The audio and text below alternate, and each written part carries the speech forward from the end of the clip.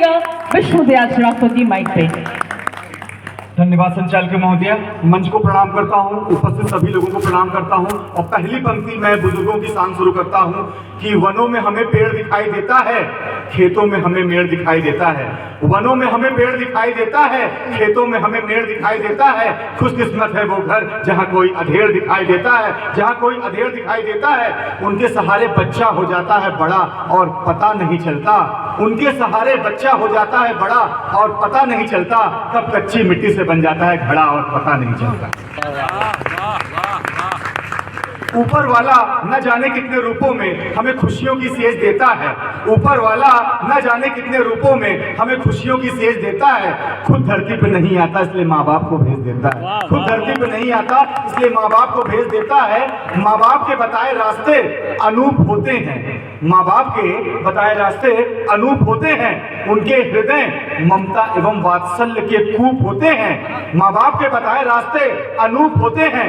उनके हृदय ममता एवं वात्सल्य के कूप होते हैं। चाहे कितना भी आगे चला जाए जमाना, चाहे कितना भी आगे चला जाए जमाना, माँ बाप ही भगवान के रूप होते हैं। माँ बाप ही भगवान के रूप होते हैं। एक पंक्ति माँ पर बोलना चाहूंगा क्योंकि माँ से बड़ा इस पृथ्वी पे कोई नहीं। आज हम खड़े हैं तो माँ की शक्ति पे खड़े हैं कि माँ एक लड़खड़ाते हुए बच्चे को चलना सिखा देती है। ध्यान चाहूंगा, माँ एक लड़खड़ाते हुए बच्चे को चलना सिखा देती है। जीवन के हालात में ढलना सिखा देती है। माँ एक लड़खड़ाते हुए बच्चे को चलना सिखा देती है। जीवन के हालात में ढलना सिखा देती है। जो बच्चा ठीक से खोल नहीं पाता अपनी आंखें, माँ उन्हीं आंखों में न जाने कितने सपने सजा देती है। माँ उन्हीं आंखों में न जाने कितने सपने सजा देती है।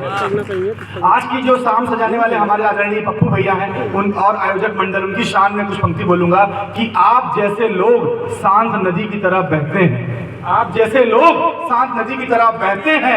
हर हालात में खुशी और गम दोनों सहते हैं। न घरों में न महलों में बल्कि हम सभी के दिलों में रहते हैं। हम सभी के दिलों में रहते हैं। क्या बात है।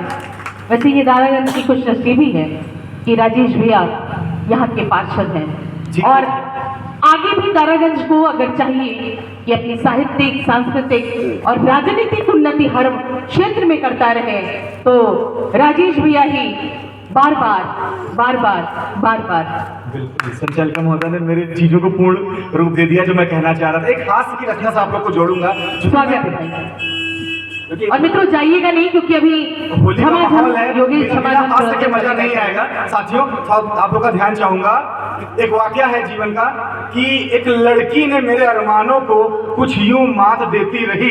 एक लड़की मेरे अरमानों को कुछ यूं मात देती रही। रिचार्ज कराया मैंने और किसी और से बात करती रही। रिचार्ज कराया मैंने और किसी और से बात करती रही।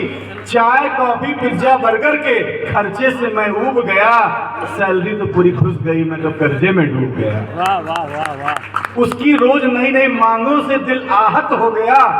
कार से चलते चलते बाइक चलाना भी आफत हो गया। बाइक चलाना भी आफत हो गया। उसकी मीठी मीठी बातें कुछ यूं थी कि चाय में चीनी की जरूरत नहीं पड़ती थी। इतना जागा उसकी यादों में कि नींद की जरूरत नहीं पड़ती थी। एक दिन मोहतरमा ने कहा, ध्यान फरमाइए आप लोग, एक दिन मोहतरमा ने कहा, डियर प्यार में प्रॉफिट लॉस देखा नहीं जाता। उसने कहा ये दिल हर किसी पर फेंका नहीं जाता। बाजार में चलते हो तो निगाहें झुका के चलो, हर किसी पे आंख सेका नहीं जाता। हर किसी पे आंख सेका नहीं जाता। क्या बात है। मैंने कहा प्रिय मुझसे भूल हो गई है। प्रिय मुझसे भूल हो गई है। जिंदगी गोभी का फूल हो गई है। जिंदगी गोभी का फूल हो गई है।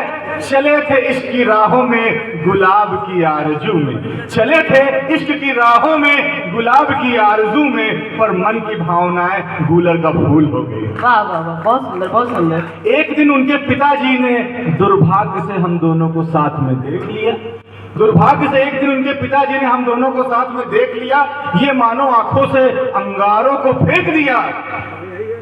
औधे से थे वो एसबीआई के प्रबंधक। औधे से थे वो एसबीआई के प्रबंधक और हटिया चौराहे पर मुझे बना लिया बंधक। औधे से थे वो एसबीआई के प्रबंधक और हटिया चौराहे पर मुझे बना लिया बंधक। फिर ताबड़तोड़ जहरीले सवालों की बौछार आने लगी। मुझे तो सावन के महीने में जाड़ा देकर बुखार आने लगी। मुझे तो सावन के महीने में देकर बुखार आने लगी। उन्होंने मुझसे कहा मेरी बेटी के साथ तुझे क्या घूमने की है जरूरत? क्या तुझे अपनी जिंदगी प्यारी नहीं है? क्या तुझे अपनी जिंदगी प्यारी नहीं है? मैंने कहा